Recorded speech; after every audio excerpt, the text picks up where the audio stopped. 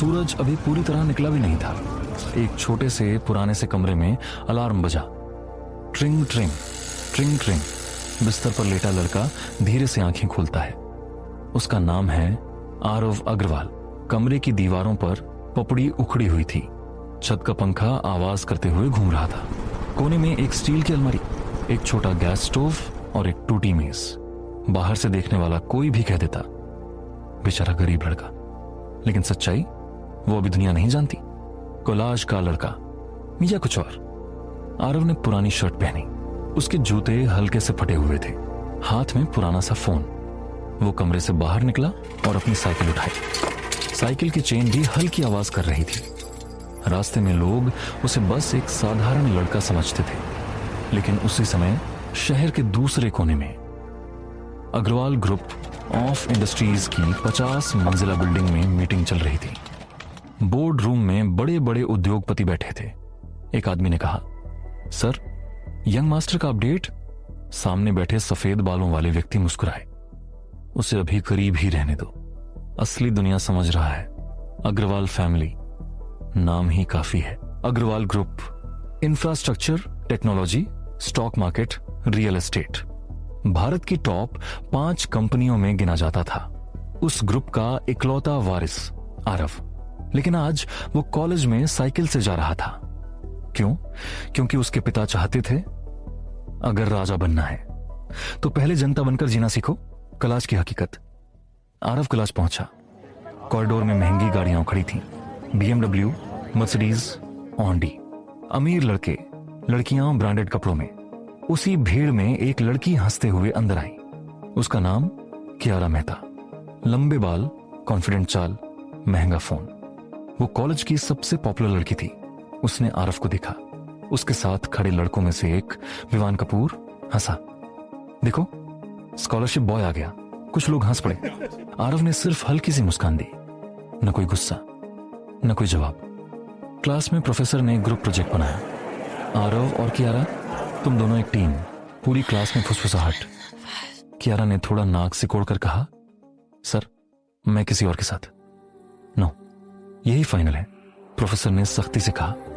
कियारा मजबूरी में आरव के पास बैठी। कुछ देर चुप्पी रही।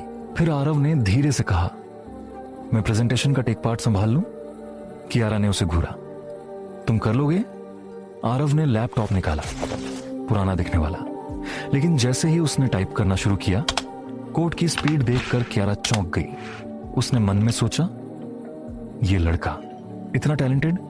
रात का सच। रात को आरव अपने कमरे में लौटा। उसने दरवाजा बंद किया, फिर वही पुराना फोन उठाया। लेकिन इस बार उसने फोन खोला और स्क्रीन बदल गई। एक सीक्रेट ऐप खुला। Global equity portfolio, $120 million. उसने शांत आवाज में कॉल लगाया। हाँ डैड। दूसरी तरफ से भारी आवाज आई। कैसा चल रहा है अनुभव? आरव बोला, लोग चेहरे से पहचानते हैं, असलियत से नहीं। अच्छा है, याद रखो, जो तुम्हें गरीबी में अपनाए वही असली है। आरव की आंखों में हल्की चमक आई। मैं समझ रहा हूं, सब समझ रहा हूं। कॉल कट गया। वो खिड़की के पास खड़ा होकर शहर की लाइट्स देखने लगा। धीरे से बोला, अब असली खेल शुरू होगा। Chapter 1 ending.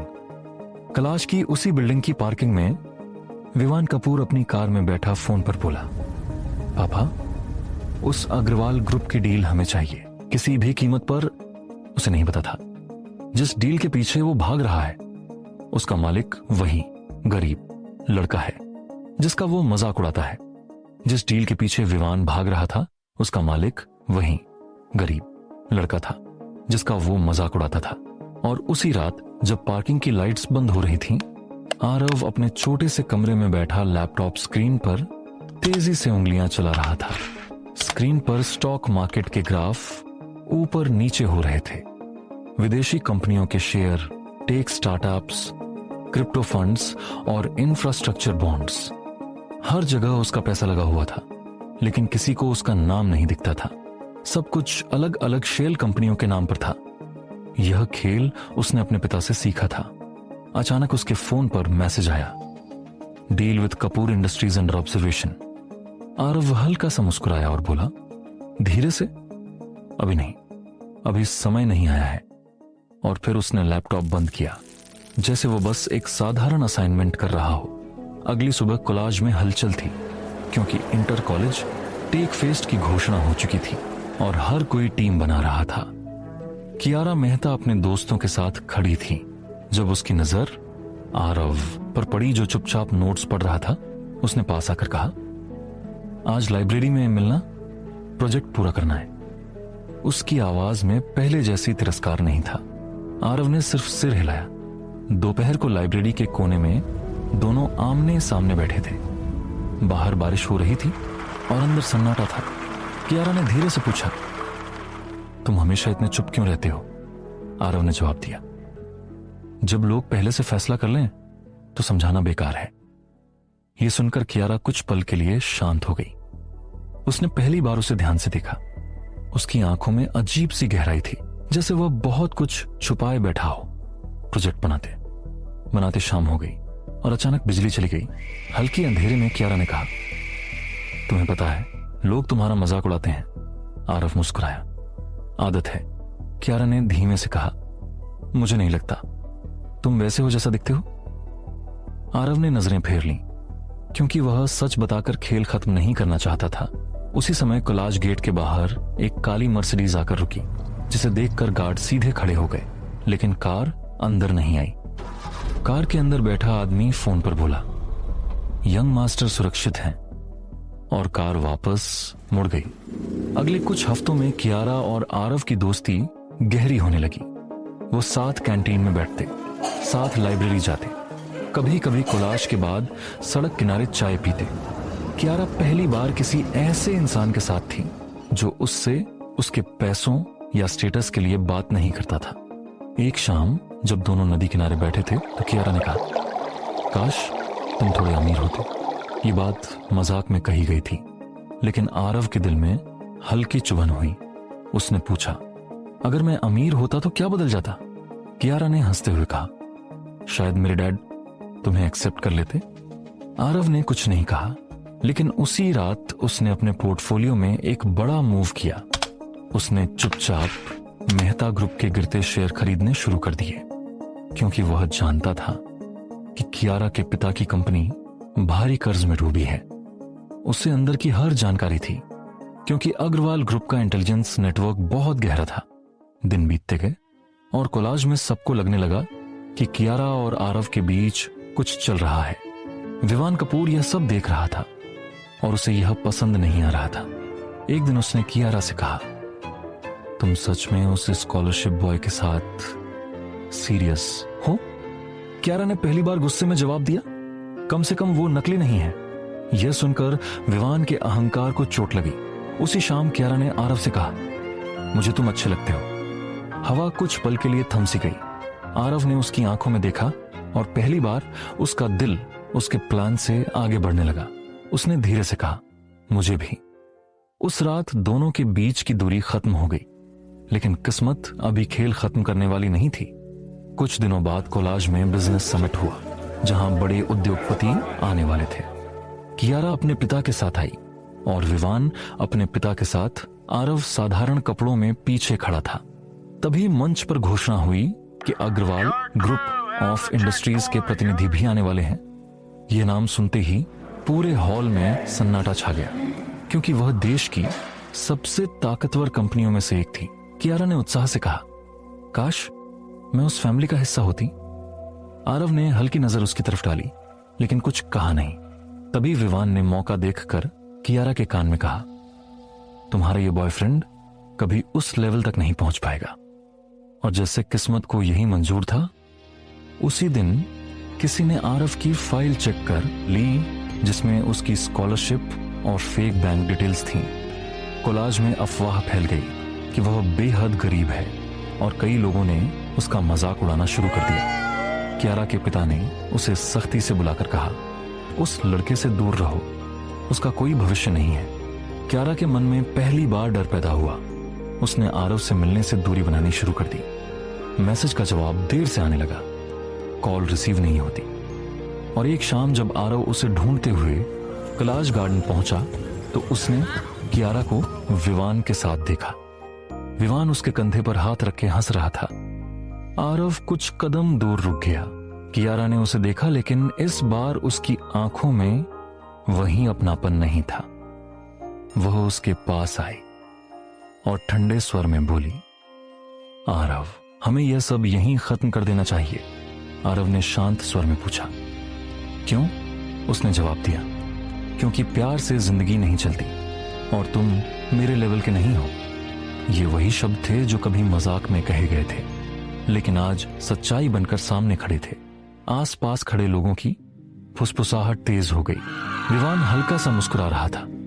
आरव कुछ पल तक उसे देखता रहा और फिर उसके होंठों पर वही ठंडी मुस्कान लौट आई जो बहुत कम लोग देख पाते थे। उसने सिर्फ इतना कहा, ठीक है, और मुड़कर चला गया। उसी रात शहर के सबसे बड़े बोर्डरूम में अचानक इमरजेंसी मीटिंग बुलाई गई, क्योंकि मेहता ग्रुप के शेयर अचानक तेजी से ऊपर जाने लगे थे और किसी ने चुपचाप उनका कंट्रोलिंग स्टेक खरीद लिया था। स्क्रीन पर नाम चमका, ए होल्डिंग्स। चेयरमैन ने घबरा कर पूछा, ये ए कौन है? और उसी समय अपने छोटे से कमरे में बैठा आरव फोन पर बोला, गेम ऑन। उसकी आंखों में अब प्यार नहीं था, सिर्फ रणनीति थी। और जिस जगह उसका दिल टूटा था, वहीं से उसका असली साम्राज्य उठने वाला था। जहां से उसका असली साम्राज्य उठने वाला था, वहीं से शहर की दिशा बदलने लगी। क्योंकि अगले ही हफ्ते बिजनेस न्यूज चैनलों पर एक ही नाम गूंज रहा था कि किसी रहस्यमयी निवेशक ने मेहता ग्रुप को दिवालिया होने से बचा लिया और साथ ही उसका कंट्रोल भी अपने हाथ में ले लिया है। और मेहता साहब अपने केबिन में बेचैन घूम रहे थे, क्योंकि उन्हें समझ नहीं आ रहा था कि जिसने उनकी डूबती कंपनी को खरीदा है वह दुश्मन है या मसीहा। और उसी समय उनके फोन पर एक मेल आया जिसमें सिर्फ एक लाइन लिखी थी, meeting tonight, 8 PM private suit hotel, royal crown, और नीचे साइन था, ए होल्डिंग्स। रात के 8 बजे होटल की सबसे ऊपरी मंजिल पर प्राइवेट सूट में हल्की रोशनी थी। दरवाजा खुला और मेहता साहब अंदर आए। सामने कुर्सी पर कोई बैठा था, ब्लैक सूट में शांत चेहरे के साथ। जैसे ही वह शख्स उठा, मेहता साहब की आंखें फैल गईं, क्योंकि उनके सामने वही लड़का खड़ा था जिसे उन्होंने कुछ दिन पहले अपनी बेटी से दूर रहने की चेतावनी दी थी। आरव अग्रवाल ने धीमे से कहा, वेलकम मिस्टर मेहता, बैठिए, हमें बहुत बात करनी है। और मेहता साहब की आवाज लड़खड़ा गई, तुम यहां कैसे? और ए होल्डिंग्स का तुमसे क्या लेना देना है? आरव ने टेबल पर फाइल सरकाई जिसमें सारे शेयर ट्रांसफर डॉक्यूमेंट्स थे और बोला, मेहता ग्रुप के 51% शेयर अब मेरे कंट्रोल में हैं और अब से आपकी कंपनी मेरे निर्देशों पर चलेगी। कमरे में सन्नाटा छा गया। मेहता साहब को पहली बार एहसास हुआ कि जिसे उन्होंने गरीब समझकर ठुकराया, वही उनकी कंपनी का मालिक बन चुका है। उसी रात कियारा अपने कमरे में बैठी सोशल मीडिया स्क्रॉल कर रही थी जब उसने ब्रेकिंग न्यूज देखी कि मेहता ग्रुप को एक यंग बिजनेस टाइकून ने टेक ओवर कर लिया है। और कुछ ही मिनटों बाद विवान का मैसेज आया, डैड कह रहे हैं कि जिसने मेहता ग्रुप खरीदा है वो बहुत बड़ा खिलाड़ी है, हमें सावधान रहना होगा। कियारा ने अनजाने में आरव की प्रोफाइल खोली, लेकिन वहां कुछ भी खास नहीं था। वही साधारण तस्वीरें, वही सादा जिंदगी, और उसके मन में एक अजीब सी बेचैनी उठी, जैसे कोई सच उससे छूट रहा हो। अगले दिन कोलाज में हलचल थी, क्योंकि खबर फैल चुकी थी कि शहर में एक नया बिजनेस किंग उभरा है। और जब सब इसी चर्चा में थे, तभी कोलाज गेट के बाहर एक लंबी काली कार आकर रुकी। इस बार वह अंदर आई। गार्ड्स ने तुरंत सलाम किया, दरवाजा खुला और बाहर उतरा आरव। लेकिन आज वह पुराने जूतों और फटी शर्ट में नहीं था, बल्कि एक परफेक्ट फिटेड ब्लैक सूट में था। उसकी कलाई पर महंगी घड़ी चमक रही थी और उसके पीछे 2 सिक्योरिटी गार्ड्स खड़े थे। पूरा कैंपस चुप हो गया। किसी को समझ नहीं आया कि यह वही लड़का है या कोई और। विवान आगे बढ़ा और ताने भरे स्वर में बोला, क्या बात है, आज तो बड़े आदमी लग रहे हो। आरव ने शांत नजरों से उसे देखा और कहा, कभी कभी लोग देर से पहचानते हैं कि सामने कौन खड़ा है, और सीधे प्रिंसिपल ऑफिस की तरफ बढ़ गया, जहां पहले से मेहता साहब इंतजार कर रहे थे। क्योंकि अब वह सिर्फ कियारा के पिता नहीं, बल्कि आरव की कंपनी के CEO थे।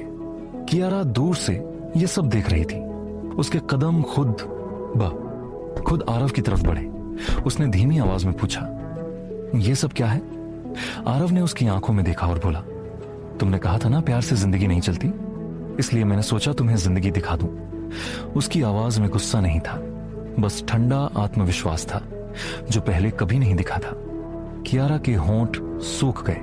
उसे समझ आ गया कि उसने क्या खो दिया है। लेकिन कहानी यहीं खत्म नहीं हुई, क्योंकि उसी शाम मीडिया में एक और खबर आई कि कपूर इंडस्ट्रीज के खिलाफ इन्वेस्टिगेशन शुरू हो गया है और उनके कुछ बड़े कॉन्ट्रैक्ट अचानक कैंसिल हो गए हैं। विवान के पिता गुस्से में चिल्ला रहे थे, किसने किया यह सब? और जवाब कहीं दूर एक शांत ऑफिस में बैठा आरव अपने टीम से कह रहा था, अगला टारगेट क्लीन एंड लीगल होना चाहिए। हम किसी को तोड़ेंगे नहीं, बस उन्हें उनकी असली औकात दिखाएंगे। और उसकी स्क्रीन पर कपूर इंडस्ट्रीज के गिरते शेयर लाल रंग में चमक रहे थे। रात को कियारा ने पहली बार आरव को कॉल किया। कई बार रिंग गई, फिर कॉल रिसीव हुई। उसने कांपती आवाज में कहा, क्या यह सब तुम कर रहे हो? आरव ने कुछ पल चुप रहकर कहा, मैं वही कर रहा हूं जो हमेशा से करना चाहता था, खुद को साबित, और तुमसे भी। उसने धीरे से कहा, क्या हमारे बीच कुछ भी सच्चा नहीं था? आरव की आवाज पहली बार हल्की सी टूटी। सच्चा था, इसलिए आज भी दर्द हो रहा है, लेकिन अब खेल बड़ा है और मैं पीछे नहीं हटूंगा। कॉल कट गई और कियारा की आंखों से आंसू बहने लगे, क्योंकि उसे एहसास हो गया था कि उसने जिस लड़के को ठुकराया था वह सिर्फ अमीर नहीं, बल्कि उससे कहीं ज्यादा गहरा था। अगले दिन शहर में एक भव्य बिजनेस गाला रखा गया, जहां देश के बड़े उद्योगपति शामिल होने वाले थे। और स्टेज पर अनाउंसमेंट हुआ कि आज की शाम के मुख्य अतिथि होंगे अग्रवाल ग्रुप ऑफ इंडस्ट्रीज के यंग वारिस आरव अग्रवाल। पूरा हॉल तालियों से गूंज उठा। दरवाजे खुले और स्पॉटलाइट के बीच आरव अंदर आया। इस बार छुपाने को कुछ नहीं था। उसकी चाल में वही शांति थी, लेकिन अब हर कदम ताकत बयां कर रहा था। उसने स्टेज पर पहुंचकर माइक संभाला और कहा, कुछ महीने पहले मैं इसी शहर में एक साधारण लड़का था जिसे लोग उसके कपड़ों से पहचानते थे। आज मैं वही हूं। बस आपने देखने का नजरिया बदल दिया है। और भीड़ में खड़ी कियारा की आंखें उससे हट नहीं रही थी, क्योंकि उसे समझ आ गया था कि असली अमीरी बैंक बैलेंस में नहीं, बल्कि आत्मसम्मान में होती है। और जैसे ही तालियां गूंज रही थीं, आरव के फोन पर एक अनजान नंबर से मैसेज आया, खेल अभी शुरू हुआ है, अगर तुम वारिस हो तो मैं भी कम नहीं। और वह नंबर विदेश का था। आरव की आंखों में हल्की सी चमक आई, क्योंकि उसे पता था कि अब मुकाबला सिर्फ प्यार या बदले का नहीं, बल्कि साम्राज्य बनाम साम्राज्य का होने वाला है।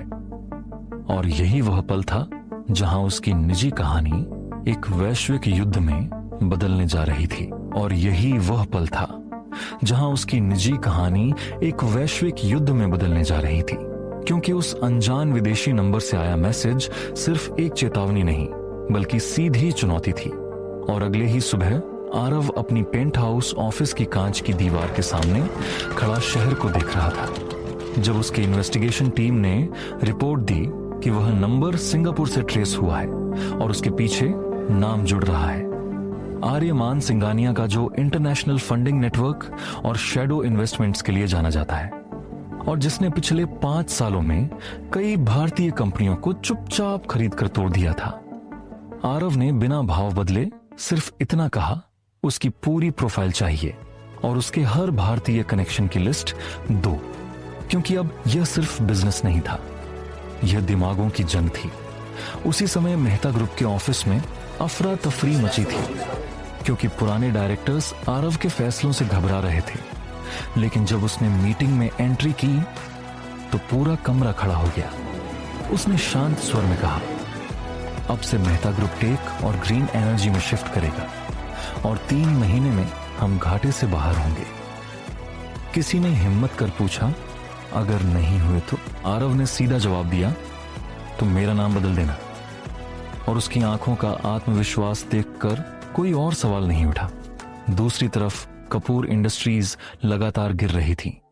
विवान के पिता ने गुस्से में कहा, यह सब उस लड़के की वजह से हो रहा है। लेकिन उन्हें समझ नहीं आ रहा था कि आरव सीधा हमला नहीं कर रहा, बल्कि मार्केट की चाल बदल रहा है।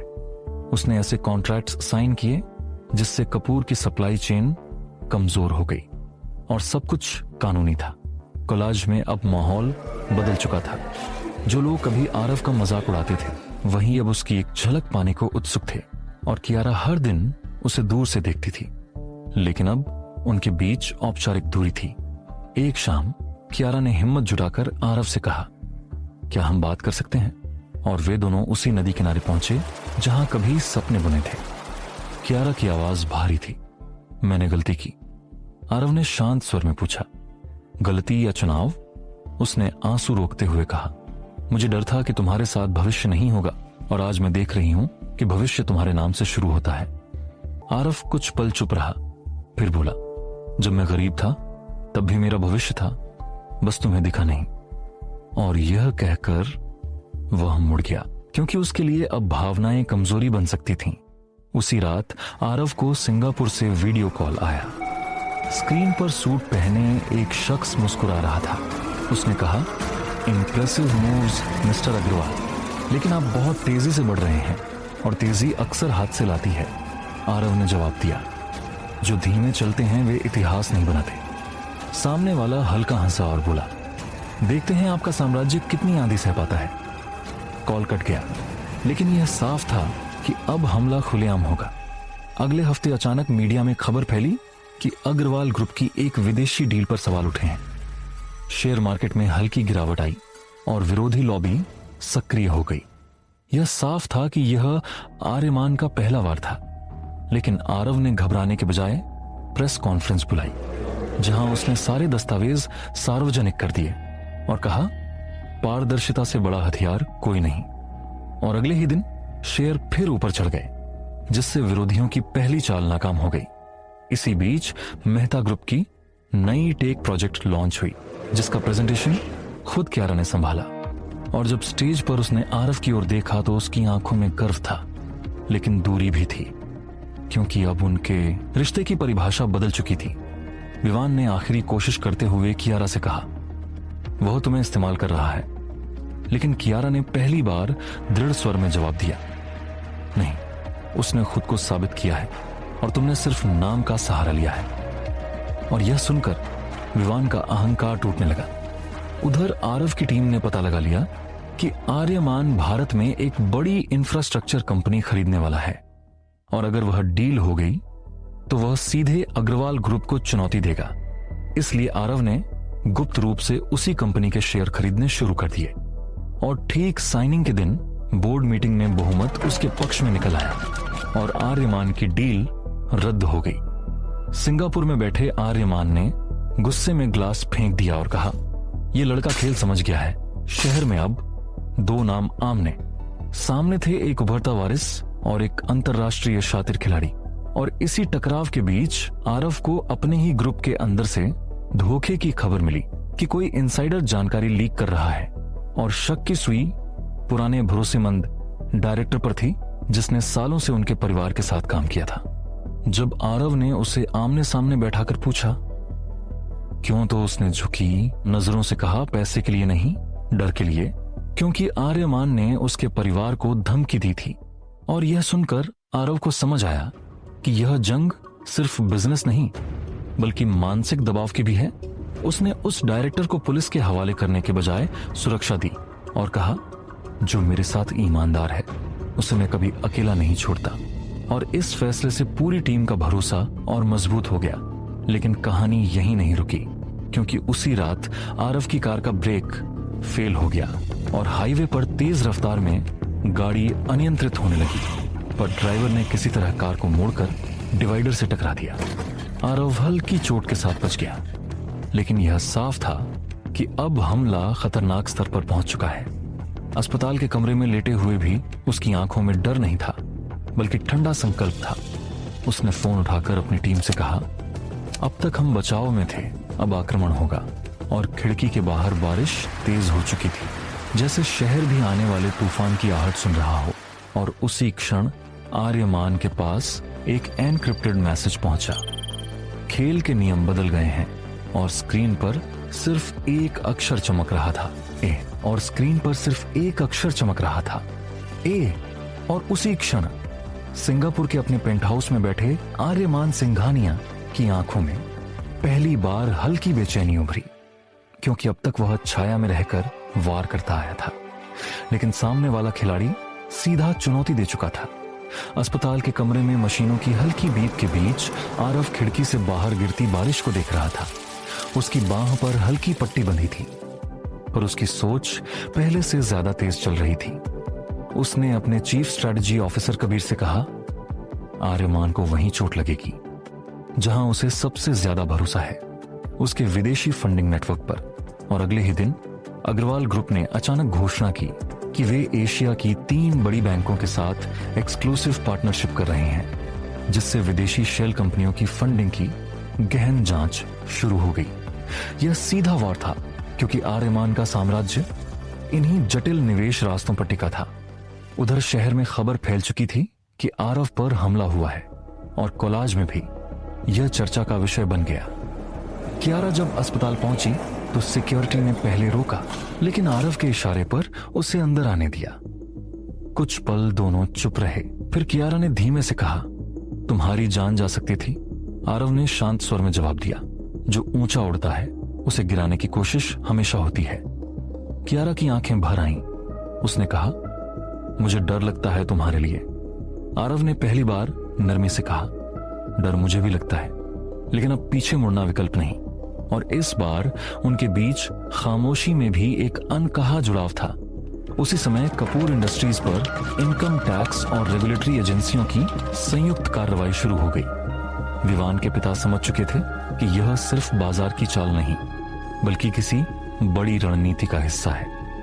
विवान ने गुस्से में कियारा से कहा, यह सब तुम्हारे उस हीरो का काम है।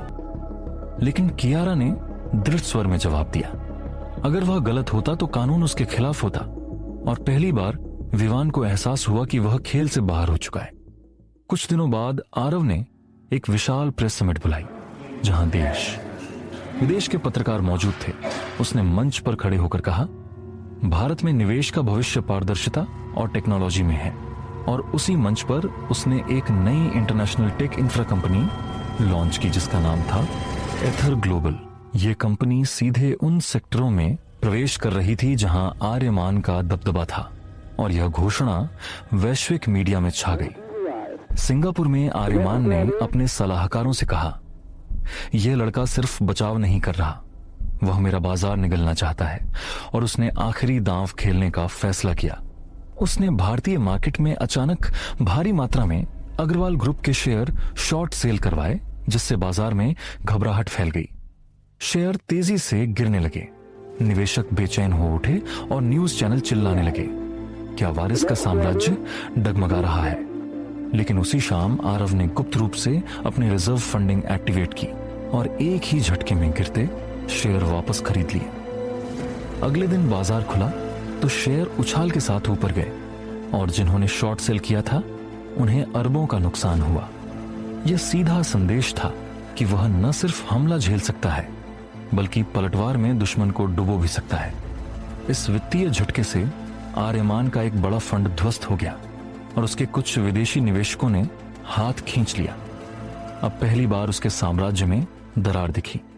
इसी बीच मेहता ग्रुप की नई ग्रीन एनर्जी परियोजना सफल रही और कंपनी लाभ में आ गई। मेहता साहब ने सार्वजनिक रूप से स्वीकार किया कि यह बदलाव आरव की दूरदृष्टि का परिणाम है, और मीडिया में कियारा की तस्वीरें भी उसके साथ दिखने लगीं। पर इस बार वह सिर्फ किसी अमीर लड़के की गर्लफ्रेंड नहीं, बल्कि एक सक्षम प्रोफेशनल के रूप में पहचानी जा रही थी। एक रात शहर की सबसे ऊंची बिल्डिंग की छत पर आरव और कियारा आमने सामने खड़े थे। नीचे चमकती लाइटें और ऊपर शांत आसमान। कियारा ने कहा, क्या हमारे लिए कोई दूसरा मौका है? आरव ने गहरी सांस ली और बोला, दूसरा मौका तब मिलता है जब पहला भरोसे से खत्म हो, लेकिन जो टूटा है उसे जोड़ने में समय लगेगा। कियारा ने सिर हिलाया, क्योंकि वह जानती थी यह सजा नहीं बल्कि परिणाम है। तभी आरव का फोन बजा। खबर आई कि आर्यमान भारत छोड़कर दुबई चला गया है और उसकी कई संपत्तियां जब्त होने वाली हैं। यह युद्ध का निर्णायक मोड़ था। आरव ने आसमान की ओर देखा और महसूस किया कि यह जीत सिर्फ बिजनेस की नहीं, बल्कि खुद को साबित करने की थी। उसने धीमे से कहा, खेल खत्म नहीं हुआ, लेकिन पहला दौर हमारा था और दूर कहीं अंतर्राष्ट्रीय हवाई अड्डे पर आर्यमान विमान में बैठते हुए बुद्धदाया। ये अंत नहीं है वारिस, अगली बार मैं सीधे दिल पर वार करूंगा। और विमान बादलों में गुम हो गया, जबकि शहर में उगते सूरज की रोशनी के साथ आरव अग्रवाल का नाम एक नए युग की शुरुआत की तरह चमक रहा था।